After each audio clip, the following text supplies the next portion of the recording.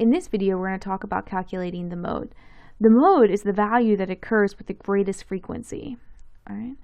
So if we were to calculate the mode for this data set, we would see, well, only one number shows up twice.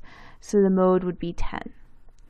Now, not all data sets only have one mode, right? So for example, if you were to see a histogram and it looked something like this,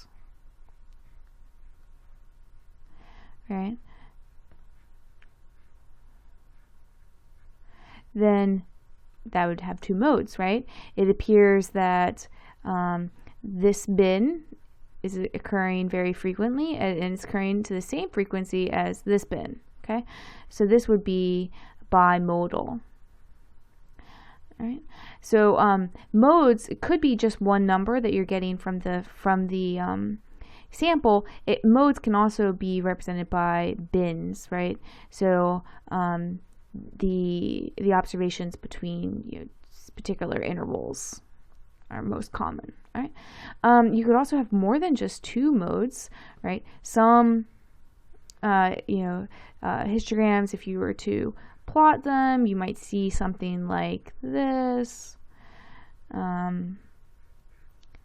Okay,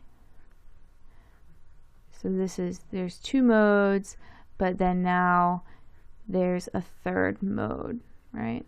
So in this this plot, you have mode here, a mode here, and a mode here, right? So this would be multimodal.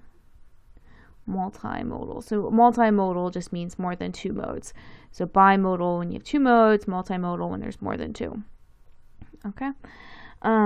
Also, of course, you can also have a data set in which you were to plot the histogram may look something like this, right?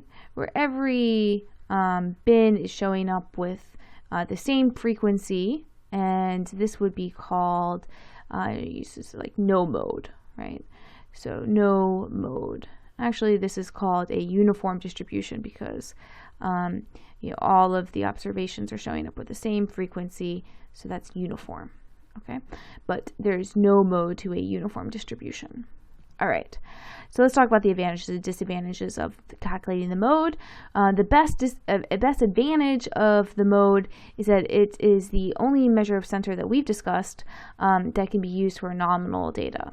So nominal data, remember, is like categorical, like what's your favorite dog type of data, and you can't calculate the mean of what's your favorite dog, can't calculate the median of that, but you can calculate which category occurs most frequently, and so you can calculate the mode for nominal type data. That's one of the best advantages of the mode.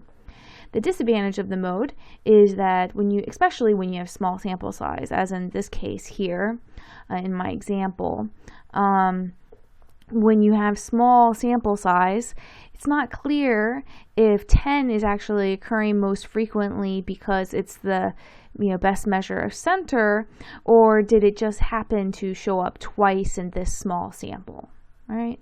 So the mode may give too much weight to just an observation just by chance showing up twice, especially when there's small sample size.